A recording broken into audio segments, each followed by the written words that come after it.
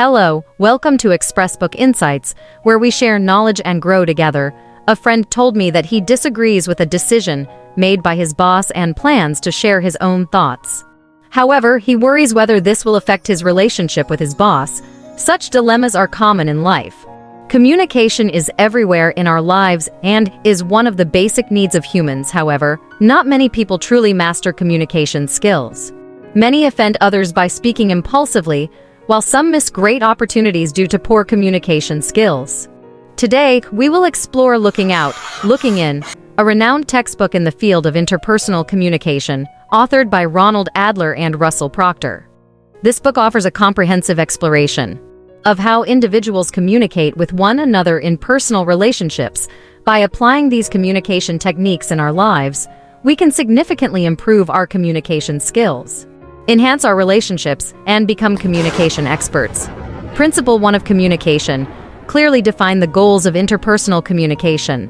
Since interpersonal communication is so important, what constitutes successful interpersonal communication? We need to recognize 3 characteristics of interpersonal communication. First, it can be purposeful or unintentional.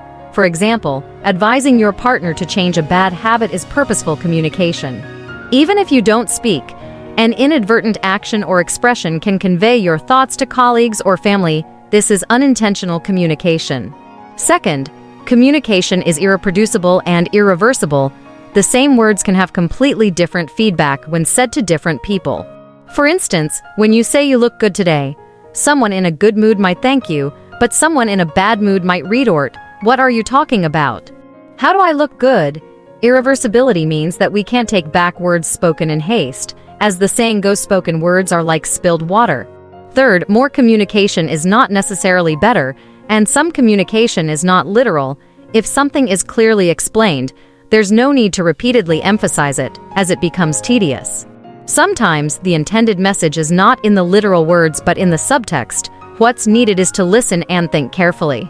Understanding these characteristics of communication helps us know how to improve our communication skills. Communication skills are not innate but can be learned. The goal of successful and effective communication should be to maintain or enhance relationships in most situations and, through this, achieve one's goals. This reflects the effectiveness and appropriateness of communication skills. A true communication expert finds a balance between others and self, neither harming others nor their own interests. Principle 2 of communication: understand who I am. The book points out that to improve communication skills and master the art of speaking, we need to understand an important question: who am I? This seems like a philosophical question, but how is it related to becoming a communication expert? In fact, communication is about building a bridge between the self and the outside world. Therefore, understanding oneself and answering "who am I" is very important for establishing the right communication mindset.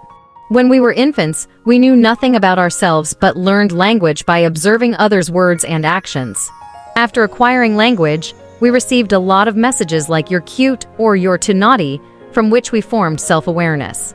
As we grow, we value some people's opinions about us at different stages. These significant others might be family members, teachers, friends, or lovers, and they significantly impact our psychological and personality development. Who am I is not only about how we see ourselves but also practically affects our words and actions. Once we clarify who we are, the next step is how to present ourselves. There are aspects of ourselves we don't want others to know. This is the private self. Some aspects we are willing to reveal. This is the public self. Showing the public self aims to gain a recognized image in society or among others, such as a responsible employee, a reliable friend, a polite student, a cute partner, etc. In other words, we are always constructing multiple identities. Communication experts can change their communication style and method according to identity changes and different situations. This method of influencing others through communication strategy is called impression management. True impression management is not about lying but choosing the most appropriate side to show according to different situations and people. It's unrealistic to be the same in front of everyone. For example, you might share inner secrets with your partner and family but not with strangers. Communication Principle 3: share secrets with the right people. Besides displaying our public self, we can choose to reveal some of our private selves in communication to better maintain relationships. This is called self-disclosure. Simply put, it's deliberately sharing some personal, unknown information in communication. Appropriate self-disclosure has benefits. Firstly, by expressing true thoughts, it serves as emotional venting. Secondly, honesty creates a sense of security and can also prompt reciprocal disclosure from others, fostering a positive interaction and helping to build and maintain relationships. Lastly, discussing oneself sometimes aims for understanding and affirmation from others, a form of self-confirmation.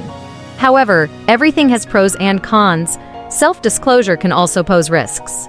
For instance, confessing to someone you like is a form of self-disclosure, but if rejected, it may end the relationship.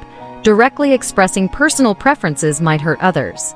Or, revealing a weakness might lead to exploitation. Thus, self-disclosure is a double-edged sword. To reap its benefits, one needs to adapt to different people and situations.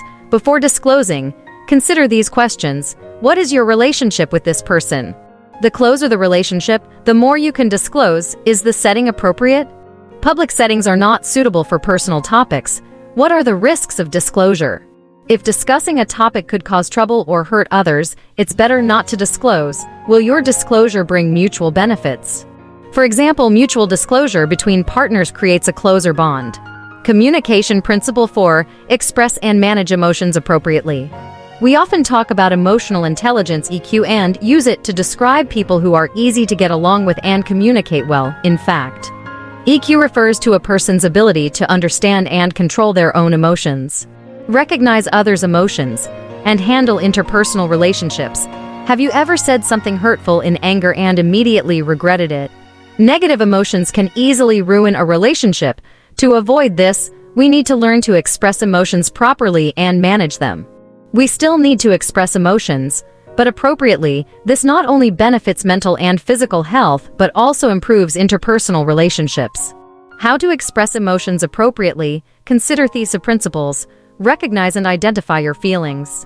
Studies show that people who can accurately identify their negative emotions know better how to deal with them, preventing these emotions from overly affecting them.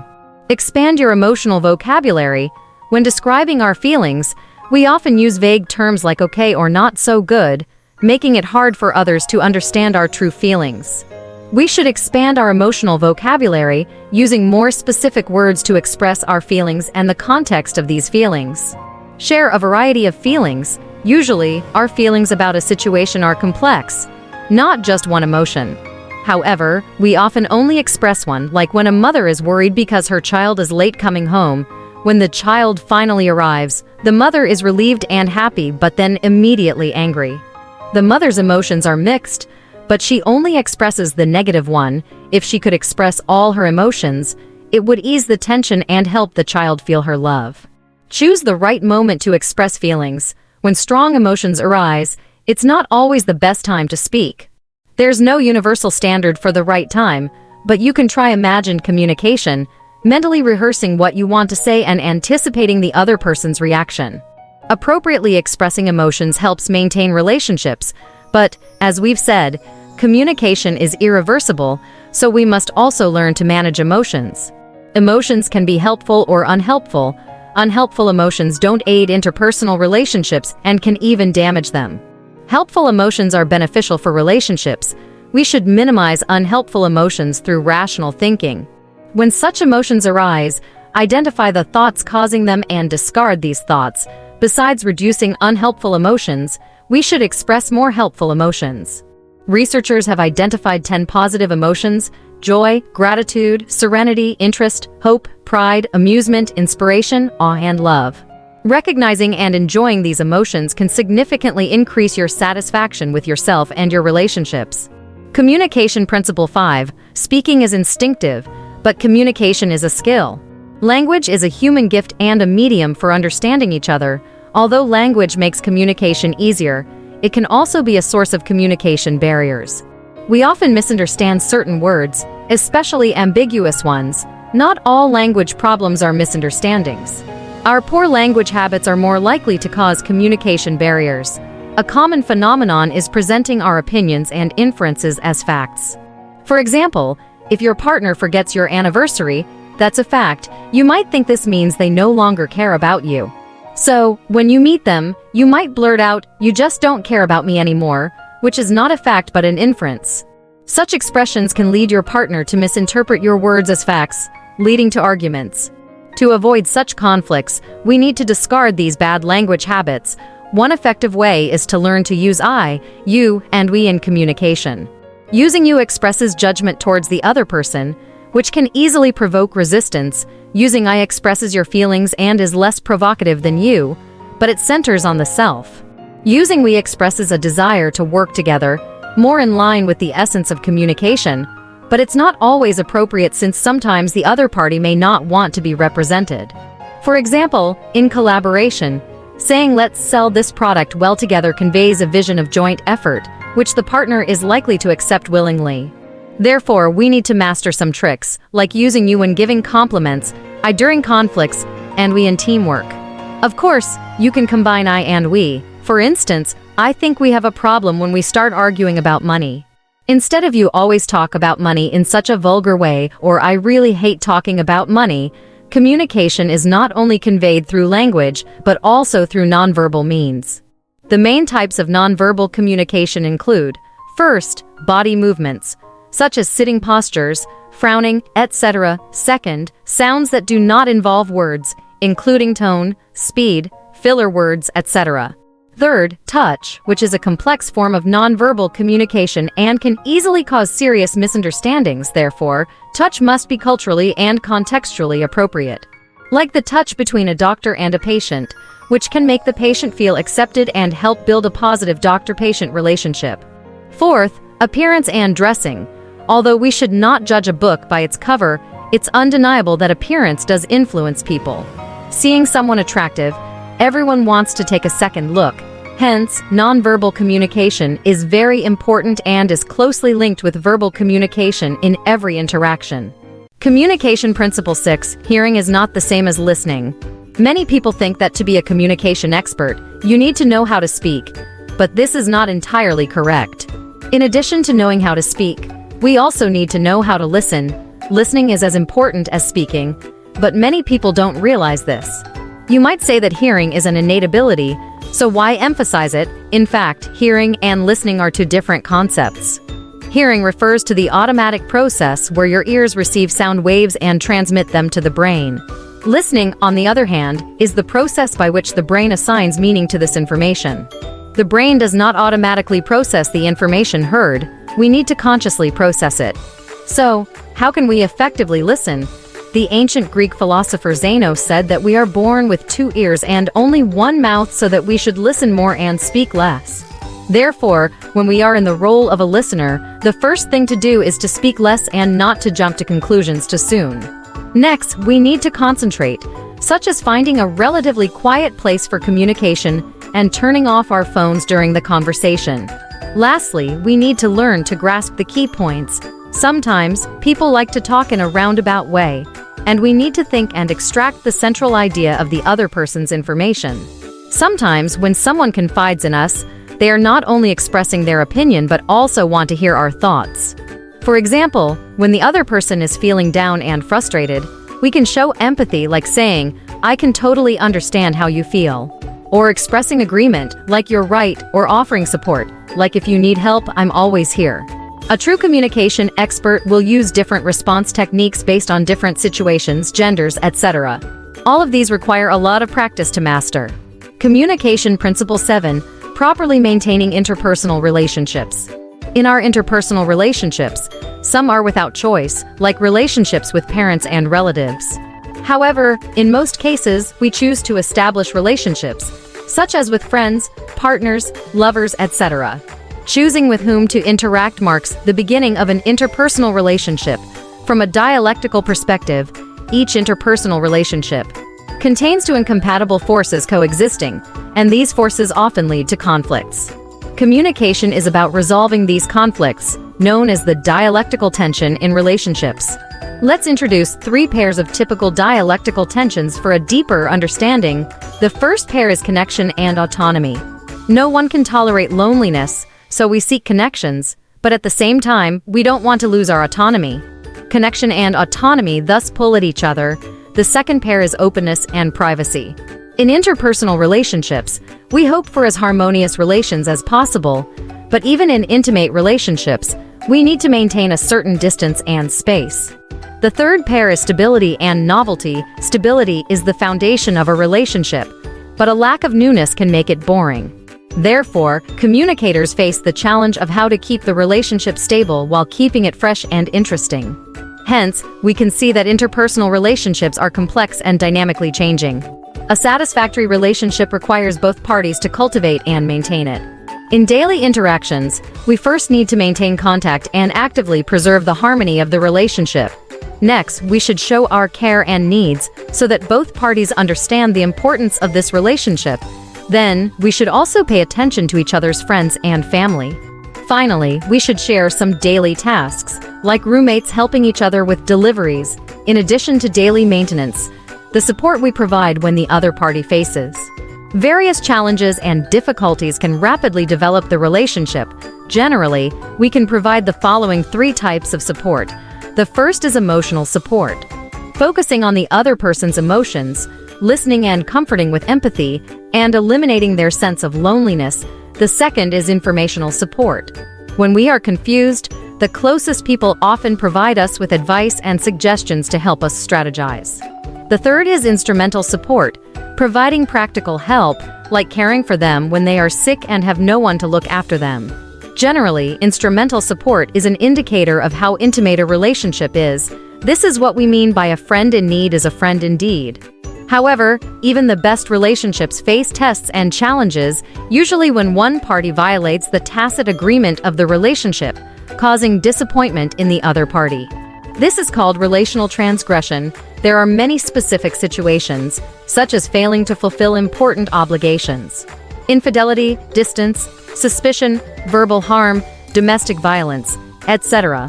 If you have violated the relationship's tacit agreement and still want to repair the relationship, the best way is to speak out without reservation, apologize to the other party, take responsibility proactively, make amends and promises, and seek forgiveness. Communication Principle 8. Managing intimate relationships. If asked who the most important people in your life are, most would immediately think of family, lovers, or friends. No matter the stage of life, intimate relationships are a key source of happiness and satisfaction. But how are these relationships formed? Generally, there are 4 behaviors that can make relationships more intimate. Physical. This includes the bond formed by a fetus with its mother, a child in the embrace of their parents, and the closeness found in adult relationships. Intellectual. This happens when you exchange ideas with others, sometimes leading to a sense of shared understanding or meeting of minds. Emotional. Sharing feelings and personal information. Shared activities. Building connections through experiencing significant events or periods together. Our first experiences of intimate relationships usually stem from family communication, which has a significant impact on shaping ourselves. Different families adopt different communication styles. Research has found that 2 family communication models are particularly effective. The consensual model, characterized by high levels of conversation orientation and high conformity, where families maintain open communication rights, but parents ultimately make decisions. The pluralistic model, a combination of high conversation orientation and low conformity, where families hold meetings. Everyone expresses their views and ideally, consensus is reached. In summary, open communication often yields better outcomes than forced decisions.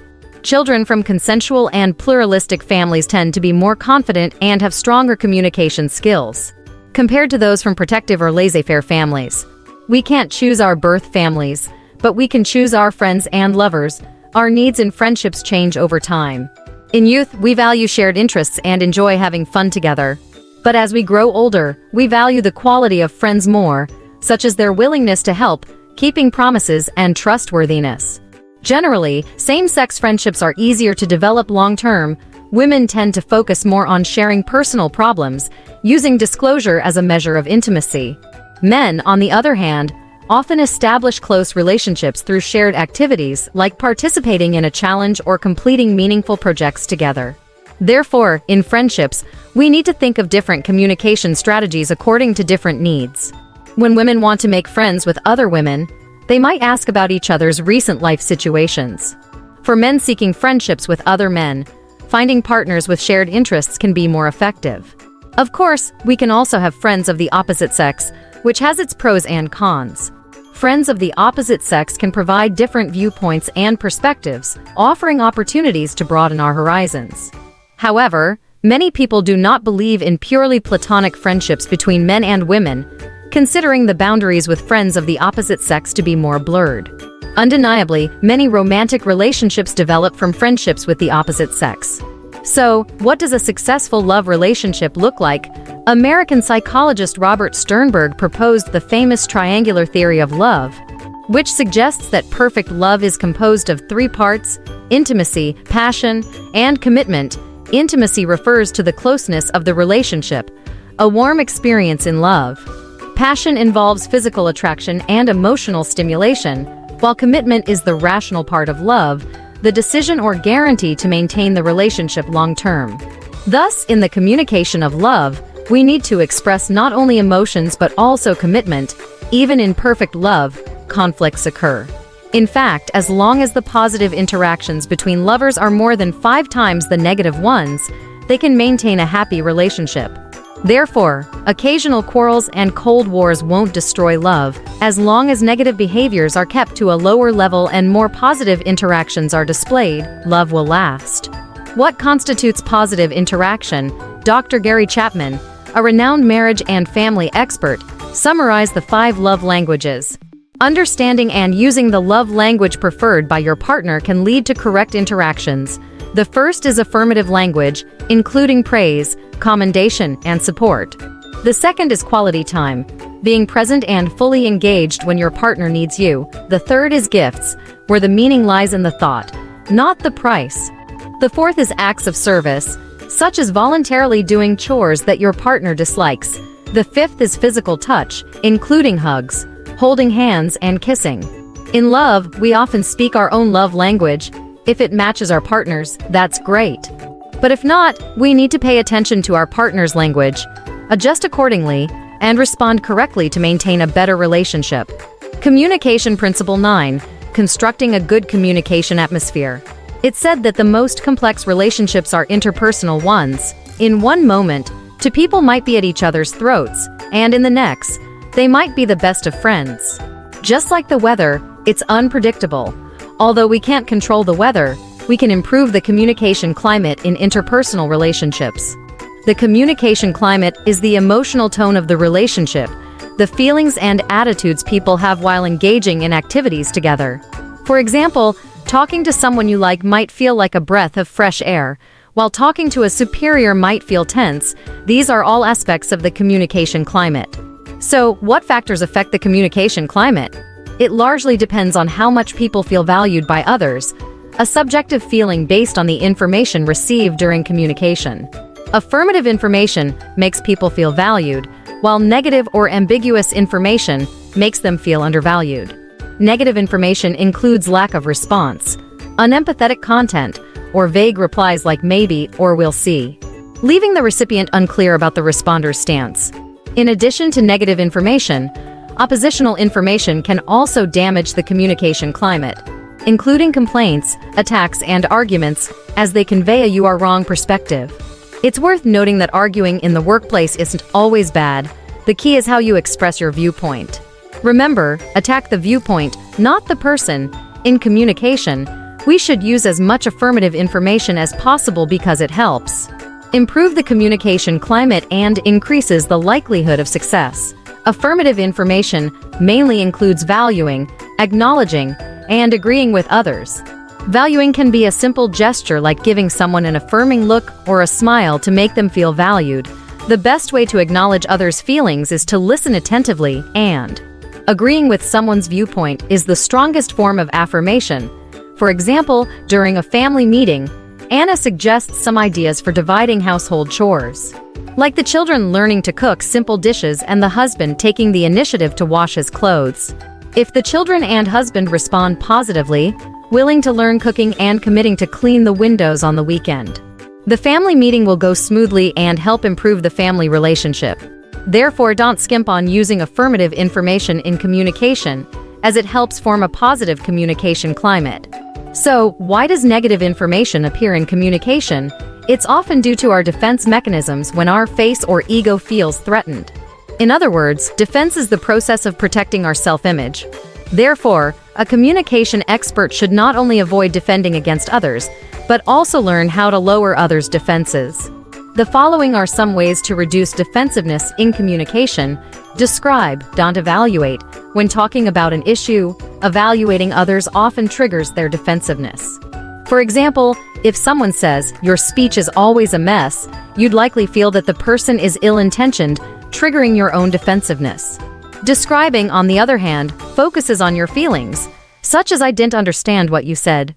Be problem-oriented, not controlling. Being problem-oriented is about finding ways to meet both parties' needs, making everyone feel like a winner. A useful tip is to use we language, like "We've encountered a problem, maybe we can try this solution." Be spontaneous, not strategic. Strategy implies dishonesty and manipulation, hiding one's true intentions when speaking. In contrast, spontaneity involves openly revealing your thoughts. For example, if you want to ask a colleague for help, instead of asking if they are busy after work, which might make them suspicious, and ask why, you might as well directly say, "I need to work overtime today. Can you help me pick up a parcel after work?" In summary, to reduce defensiveness, we should use empathy, stand on an equal footing, and converse in a negotiating tone. Communication Principle 10: Empathy and handling interpersonal conflicts. In the eyes of most of us, conflict is synonymous with arguments, war, disputes, trouble, violence, and chaos. Everyone seems to dread it, but in the book of Looking Out, Looking In, the author writes that conflict can sometimes be constructive. We can view conflict as a dance, requiring partners to cooperate. Therefore, we must persuade others to become our dance partners instead of adversaries. Our attitude towards conflict is key to resolving it. A study shows that couples who view conflict as warfare are more likely to break up than those who don't consider it a big deal. In fact, conflict is everywhere, and it occurs even in the closest relationships. Conflict is not necessarily something to fear, and everyone has their own way of dealing with it. Some choose to avoid, others to yield, and some to compete, insisting on their way as the method to resolve issues, forcing the other party to concede. Others opt for compromise, where both sides sacrifice a part of their goals for partial satisfaction. The fifth method, cooperation, is more ideal than the previous four. The essence of cooperation is to find a win-win solution in the midst of conflict, allowing both parties to achieve the results they desire. Let's look at an example. A newly married couple always argued about how to spend money, because the husband liked to buy impractical but fun items, while the wife thought this was a waste and often led to overspending the family budget. Let's see how cooperative handling can resolve this. After discussion, they decided to set aside a small amount of money as a hobby budget, satisfying both the husband's interests and the wife's goal of controlling the family budget. This is a win-win achieved through cooperation. Win-win sounds great, but why isn't this wonderful outcome common in conflicts? This is because everything requires practice.